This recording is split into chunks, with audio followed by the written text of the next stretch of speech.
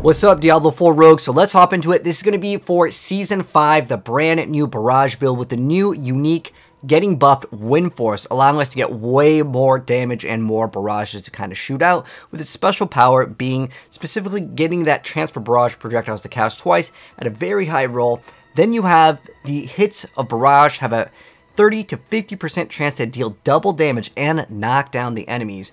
So this is going to be the main new thing that is going to access way more damage in combination with one of the uniques called the Umbra-Crux. So the Umbra-Crux is going to make it so when you use a Subterfuge skill, you're going to be able to summon this totem. This totem can then be hit, dealing a bunch more damage and activating as something that your shots with the branching volleys is going to be able to ricochet off of. So let's go over this brand new updated build as we have Season 5 gameplay finally. So because before it was all in the PTR. So let's start off with the skills and let's go over how we can use them, and then we'll also go over all of the rest of the pieces of gear and what you're looking to get on the skill tree and the Paragon board.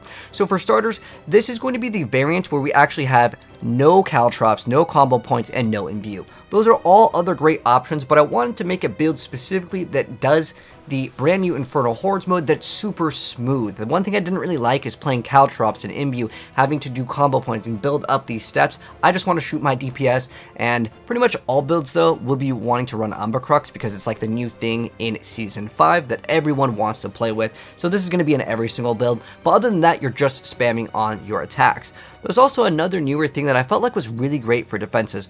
Throwing in any ultimate skill, it doesn't really matter, you don't even really need to push it, is going to be on the skill tree. There is a brand new upgrade that we can get called Aftermath. So as long as we have the ultimate, we don't even have to use it. We get to heal for 1.5% maximum life every second. We also get to restore a bunch of resource, but it's really just for that 1.5% maximum life every second, allowing us to really never need to push the potion button other than when like a boss chunks you for a big amount. This way you have a bunch of chip damage recovery, because while you do happen to have something like Siphoning Strikes, it has to be against close, and it just kind of helps make the build a lot smoother for gameplay. That was kind of the goal with this, as I wanted to make a build that didn't have to do caltrops, that didn't have to do combo points, imbue, all these little gimmicks I feel like that existed in Rogue in terms of its playstyle. I wanted to make a smoother build, so that's this build here. And this is the build also that I was playing with, and a lot of you guys wanted me to update it, so here's my updated version of the Barrage Rogue for Season 5. So for starters, our first skill is going to be Smoke Grenade. We're going to activate this when we see a elite pack. It's got a buff, so the cooldown is really short. If you happen to hit like a multiple elite pack, it just deletes things very, very fast. And then we have the Barrage. So Barrage, that's our source of damage. One thing that's really cool with Barrage, unlike Rapid Fire where it has a very long animation, you can shoot, move. So if you would like to stutter step, Barrage is 1000% way more fun than Rapid Fire. Rapid Fire has a really long animation that just doesn't really make the build as fun unless you animation cancel with the evade. Then we play Dark Shroud. Now you don't actually have to play this skill because you happen to have Umbra, so it automatically will activate. However, if you do want to play Dark Shroud, that's totally fine. The other option is you can run Concealment to break crowd control, but it's up to you. And then the ultimate doesn't really matter. Choose any ultimate that you like. I would stay away from the Rain of Arrows because that skill just has a long animation, but Shadow Clone or the Death Trap to group up anything, it's fine. I like the Shadow Clone because it looks cool, but it doesn't really do any damage. Unfortunately, your shadows don't get all of your aspects and all of your like other synergies. It's just not very good in terms of its damage, but you just have to equip any ultimate. You don't even need to push the button. It's just for that regen. It's just a small amount of extra survivability that makes the build feel a lot better. And then we have Shadow Step to break crowd control, as well as activate our skill that is going to be a Cutthroat skill. We're also running Dash for another Cutthroat skill, but you definitely want to run Shadow Step. As long as you keep this basically on cooldown the whole time, you're just going to get another damage multiplier, and it just feels much better to have a skill for mobility. So these are great. And then we are running Inner Sight to get way more crit. But it doesn't really matter which one you choose, to be honest. It's just like, out of all of them, this is the one that I would say you can benefit off of the most. Now, going into the pieces of gear, if you're like, wait, hold on, I don't have Harlequin Crest, don't worry, check the notes. I've got a bunch of other things that you can run. You can run the Godslayer, you can run just a helm with, let's say, cooldown reduction, getting extra armor, life, your main stat, that's totally fine too. But of course, if I'm going to give you guys like kind of the best tools, that's kind of be what you're going to want to look out for. And then we're going to be running Tyrael's Might, just like every single build, but if you don't happen to have one, look for armor with ranks to Dark Shroud. Now, the other update that is from the PTR, Trick Attacks no longer rolls anymore. You can get it in Cowl of the Nameless Helmet, and it actually is pretty dang good, so I would be on the lookout for that for sure. And then we also happen to have Edge Masters. Edge Masters is excellent because if you see a resource with Inner Sight up, well, that's going to be maximum. But even when Inner Sight isn't up, I mean, look at my resource. It's just basically at like 99, 99 to 100% like the whole time. So resources are not a problem at all with this build. So Edge Masters is great. One thing that it did change is instead of running a Curse Touch, I decided to go for 2 rolls of the Lucky Hit chance to make enemies vulnerable. 1 in your amulet, 1 in your ring. That would be ideal, but if you don't happen to have that, you can drop Edge Masters or Intercom and just run a Curse Touch. That's totally fine too. You just need some sort of source of vulnerability as, well, you don't deal damage in Diablo 4 without vulnerable. So you need that in some area. On the gloves though, we're looking for crit strike chance, ranks to barrage, attack speed, crit damage. Those are all great stats. Get any variety of those. There's nothing that's super important other than you do want a source of daze, whether that is in your pants, your boots, your gloves. Some sort of source of daze is really good, or you can just run like concussive strikes. That's also giving you a source of daze, which will also give you even more damage to daze enemies. And the reason why you want dazed is because there is a brand new thing called Trick Attacks, where if you daze or stun an enemy, it's going to give you extra crit and crit multi. So really good stuff indeed with that. But next up, we're playing Umbrus. This is in like every rogue build, so you definitely want this there. And then also Concussive Strikes is excellent because you need some sort of source of, you know, more damage. Now that you have all this daze, might as well put it to use, but you can run whatever you want. It's kind of an open slot here. But as far as the stats you're looking for on like the pants and the boots, on boots, you definitely want movement speed, main stat, armor. If you really need resistances, if you don't have materials, that's fine too. In your pants, getting dodge is great, in your boots as well, but dodge, max life, dex, any variety of those is kind of what you're looking for. And then for our weapon, obviously, Wind Force. It's the brand new build for Barrage. Now, you can also play Sky Hunter. That's not actually a bad choice also if you happen to maybe get a really good one. And then eventually you can go ahead and get that Wind Force. You can see we just got another Umber Crux over here. So if you're, by the way, if you're looking to get Umber Crux, you want to go ahead and do the brand new Infernal Hordes mode and just open up the chest. You'll eventually get one. I've gotten like 5 already. It's not like the rarest thing to roll, but ideally you want to get the longest duration. Don't care too much about like the other stats on the rolls. It really doesn't matter. It's really just how long does that totem last, because the longer it lasts, well, the less amount of times you got to recast and summon the totem. And then we're running Branching Volleys. So the reason why this build is so powerful in Season 5 is Branching Volleys. So it increases the damage of the arrows that ricochet from Barrage. So when you shoot with Barrage, it has a chance to ricochet, and it's going to deal even more damage. And what's really nice with this is you will always have a target for them to ricochet off of. You used to put this in a two-hander, and if you want to, you can do that, and it would actually do more damage than the first hit. So the ricochet actually does more damage than the initial barrage hit, which is pretty crazy. And then obviously Starless Skies, it's in every single build. You definitely want it. If not, just run like 2 copies of the same ring with crit strike chance, attack speed. You can make enemies vulnerable. That's all there as an option, and then any other offensive aspect until you get Starless Skies. And until you get Starless Skies, if you really need the resource, you can get extra resource like, you know, cost reduction, generation, chance to restore, whatever the case may be. It's totally fine too.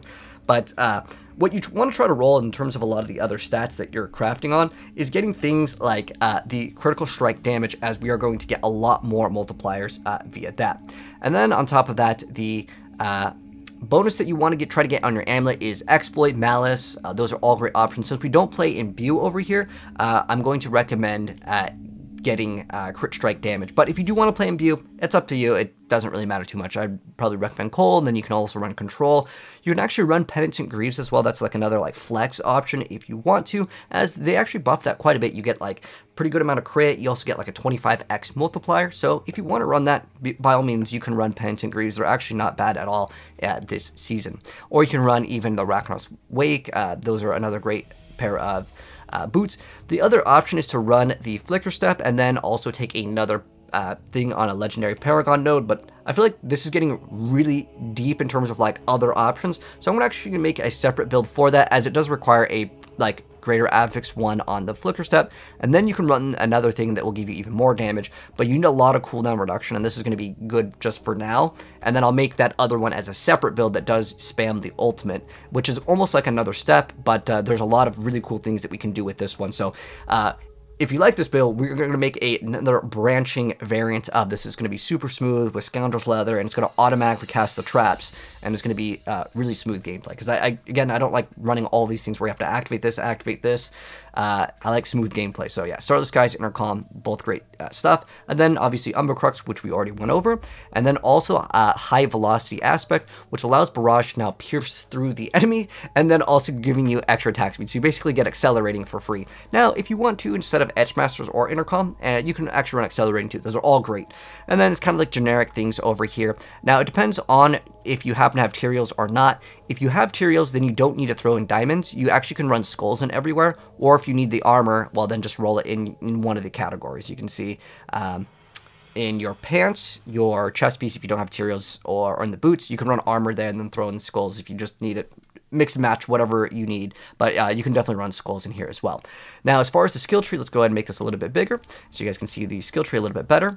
And as far as the skill tree goes, the first 2 points literally don't matter. Then obviously Barrage, we want the extra critical strike chance. This one is another option. It's every third cast, and just getting the vulnerability is just much more consistent the other way. And then Sturdy, Siphoning Strikes. If you want to put Stutter Step, that's fine. So you do definitely want to put a point into Discipline Shadow Step because it stuns and it dazes them. It stuns them, and it makes the cooldown actually reduce. So basically, with just this alone, you don't even really need cooldown reduction, and you just activate it whenever you need to break crowd control, and on top of that, you're able to gain the ability to get extra movement speed, so it actually is really good for that. And then also will activate one of your legendary nodes on the Paragon board. And then Weapon Mastery, and then Gambits, Trick Attacks, and then maxing out Dark Shroud, really good stuff indeed. You get extra crit. This one's actually good too if you really need more survivability. Then Smoke Grenade, you definitely want this because it basically is up the whole time you're playing. And then we want Exploit, Malice, just like every single rogue build. If you do want to play with Frigid Finesse and you want to play Cold Imbue, well, you can grab those points as well. And then with Shadow Clone over here, again, the Shadow Clone doesn't deal damage, so 20% of 0 is still 0, so yeah. It doesn't really matter. Second Wind is so dang good. And then Innervation, really good stats indeed. And then Aftermath, like I said, I really like it. This is a huge quality of life to not have to even manage a potion. This is like one of the smoothest rogue builds, I would say, that I've played this season. I really, really like it. And then Haste. And then, of course, we're running Precision. That's why we want to stack as much crit as possible. Now, for the Paragon board. So for starters, we are going to be running a Ranger. Then we're going to move up into Exploit Weakness with Pride, since we are doing physical damage. Now, if you do want to convert damage, then obviously don't run it if you're running like the Imbue variant. And then we're also running Combat, so you can actually restore some of your resource, and you want as much crit as possible. And then we are going into Cheap Shot with Chip. I'm going to take the node over here as well, so we get more damage for crowd control. Again, Daze is our main one. And then after we get Cheap Shot Chip, we're going to go into Tricks of the Trade with Exploit, and we're going to grab this node over here. So this one is why we need to actually, for every 8 seconds, which is pretty normal for gameplay, like you're just going to dash around. It's not like we really need to like count 8 seconds, activate. Don't worry, this is supposed to be a super smooth play style. And then we are also throwing in over here, we are going to be running Exploit, so we can just apply the vulnerability. And then we're going to go up here. The order doesn't really matter for the final 2, but we're also getting Leiron's Instinct. All of the core skill damage that you're getting is just going to be over on the Paragon board right here, over in this area. So you don't even have to like try to get core skill damage as a roll. It's a roll that doesn't roll anymore in Gear for the most part. There are some exceptions, but Leiron's Instinct, when that bar fills up, and you'll see pretty much in the gameplay, it's always up. Like once it goes away, once the cooldown is up, it's going to go right back up. Like as soon as, okay, you see the second it went back up. So how it works, by the way, is there is an internal cooldown. It got added in Season 0, but as soon as the thing is able to be up, we're basically up, I would say, more than half the time it's up. So it's a really just good free multiplier here, and especially on the bosses, it's just going to be up for the most part. Again, unless the boss like has like a disappear mechanic. But yeah, Exploit really good. And then for the final one, we get the Eldritch Bounty board with Fluidity. So whenever we use an agility skill, which is going to be our mobility stuff, we gain extra damage and extra energy regeneration. We don't really need the resource over here. We're just really using it for specifically the X damage, and X damage is good. It also does increase your magic nodes, but there wasn't really like a magic node area that I felt like was really good. There is a life node that you can get on one of the boards if you really wanted to move it over there, but I feel like the other ones were more efficient for the pathing. But again, that one you can move it around if you want. And like I said, there's another option if you wanted to run the damage bonus with ultimate, which is going to require Scoundrel's Leather. It's going to be a really cool other off variant of this build. So if you like this build and you want to get kind of 2 builds out of one, we're going to be dropping another build with kind of basically the same things in mind. All the gear is pretty much going to be the same, with the exception of we're going to run Scoundrel's Leather, and then we may swap some aspects here and there to increase the duration of Inner Sight, as, well, we're going to get so many ultimates just to shoot out, and it's going to be a really cool other build. But that's going to wrap things up for the brand new Season 5 Barrage build with the new, unique, buffed up Wind Force. Let me know, guys, what you think of it, and if there's any suggestions or questions, let me know down below in the comment section, and also in the pin and the description. If I was too fast on anything, don't worry, the build guide will be down below, so you guys can click on it, and I will also be updating all of my rogue builds. Check all of them in the pin. I'm pretty much already done on the changes. I just have to make the video for each one, but pretty much rogue is really solid this season. They did delete a few of the tempering mods that we had access to, specifically Trick Attacks was so OP, and unfortunately they did get rid of it, so we have to update a lot of them. But I'm going to be dropping a lot more rogue guides here, as it's a really fun class this season. But if you're new here, hit subscribe, turn on the bell so you don't miss out on it, and I'll catch you guys in the next video. Peace out.